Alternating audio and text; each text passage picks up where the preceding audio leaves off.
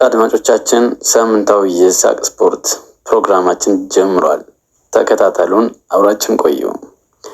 በአሞራው የሚመራው የቀድሞ ንጉስ ማንቼ በታላቅ ቆራጥነት በ10ኛው ሳምንት ላይ ወደ ጫካ ሄዶ ድፍን 3 ነጥቦችን ለመዝረፍ ያደረገው ሙከራ ተሳክቶለት ለሰዓታቶችም ቢሆን ሁለተኛ ደረጃን ሙሉ በሙሉ ተቆጣጥሮ እንደነበር ጫካው ላይ የነበሩ የዓይን እማኞች ተናግረዋል።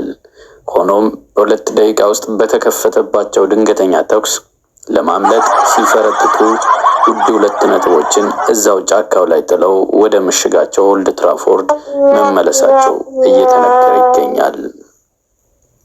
የኒኮላስ ጆቨሩ ማለቴ የአርቴታው አርሰናል ተጫዋቾች የቆመ ኳስ ካልሆነ አናገባን በሚል ተርካሻ ምክንያት ኳስን በየሜዳው እየቀበሩት መሆኑን የተሸናፊ ቡድን አባላት ሐሳባቸውንና 3 ነጥቡን አሳልፈው እንደሰጡ እየተነገረ ይገኛል።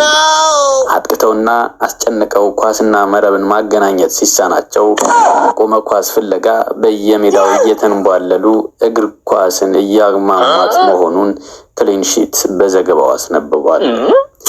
የለንደኗ ቀበጥ ቼላው ጨለማን ተገን አድርጎ የጎረቤትን ዶሮ በማን አለብኝነት አርዶ ጠብሶ አጣጥሞ ውድ የሆኑ 3 ነጥቦችን ይዞ በሰላም ወደ ብሪጅ ተመልሷል።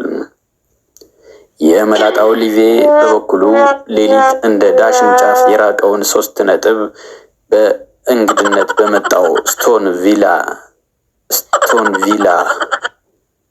ቪላ ላይ አስገድዶ በመቀማት ዩ ዊል ኔቨር ዎክ አሎንን ሲዘመር አንፊልድን ሲንጣት ንዝረቱ ኮዮ ፈጬ ድረስ ተሰምቷል። ይህ ሳቅ ስፖርት ነው። መልካም ቆይታ።